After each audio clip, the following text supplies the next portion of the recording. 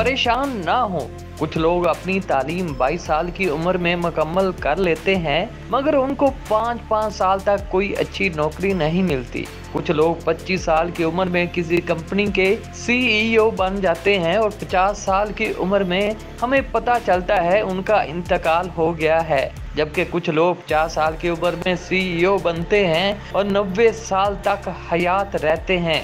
बेहतरीन रोजगार होने के बावजूद कुछ लोग अभी तक गैर शादीशुदा है और कुछ लोग बगैर रोजगार के भी शादी कर चुके हैं और रोजगार वालों से ज्यादा खुश है। ओबामा 55 साल की उम्र में रिटायर हो गया, जबकि ट्रंप 70 साल की उम्र में शुरुआत करता है। कुछ लेजेंड इम्तहान में फेल होने पर भी मुस्कुरा देते हैं और कुछ लोग एक नंबर कम आने पर भी रो देते हैं। किसी को बगैर कोशिश के भी बहुत कुछ मिल गया और कुछ सारी जिंदगी बस एड़ियां ही रगड़ते रहे।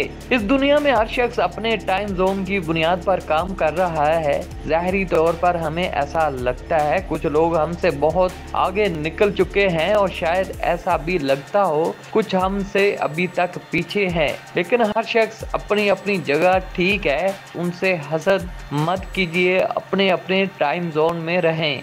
इंतज़ार कीजिए और इत्मीनान रखिए, ना ही आपको देर हुई है और ना ही जल्दी।